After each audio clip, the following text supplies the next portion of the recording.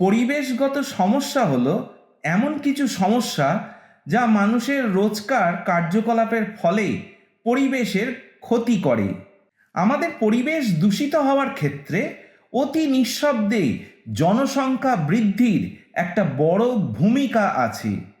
জনসংখ্যা বৃদ্ধির হারের জন্য মানুষের জমি দরকার, আর এই দরকার মেটানোর জন্য বনভূমি ধীরে ধীরে কেটে ফেলা হচ্ছে এবং বর্তমানে তা পৌঁছে গেছে এক উদ্বেগজনক পর্যায়ে। এখানে আমাদের বিবেচনা করা দরকার যে বনভূমি আমাদের নিঃশব্দে কি কি দিয়ে থাকে। গাছ পৃথিবীর তাপমাত্রা নিয়ন্ত্রণ করে থাকে।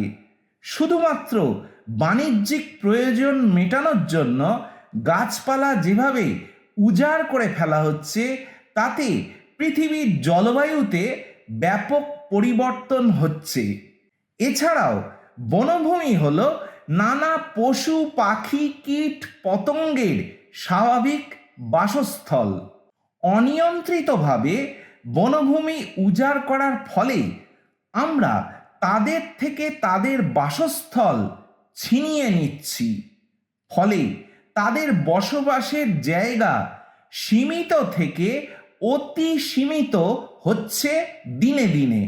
এর ফলে তারা তাদের স্বাভাবিক জীবনধারা হারাচ্ছে এবং তাদের অকাল মৃত্যু ঘটছে। এতে করে আমাদের প্রকৃতির সাধারণ ভারসাম্য বজায় থাকছে না।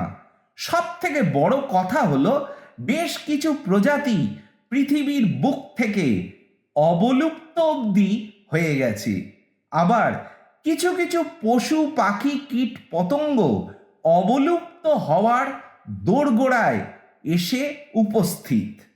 এখনই যদি প্রতিটা দেশের রাষ্ট্রনায়ক একযোগে এই বনভূমি সংরক্ষণের দিকে বলিষ্ঠ পদক্ষেপ না গ্রহণ করেন, তাহলে আমাদের আগামী প্রজন্ম সম্মুখীন হবে এক ভয়াবহ বিপর্যয়ের। তৎসহ বিশেষভাবে বলতে হচ্ছে, পরিবেশ রক্ষার জন্য বনভূমি সংরক্ষণের ক্ষেত্রে আমাদের মতো সাধারণ মানুষেরও গুরু দায়িত্ব আছে। আরও বেশি করে গাছ পোঁতা এবং তার পরিচর্যা করা।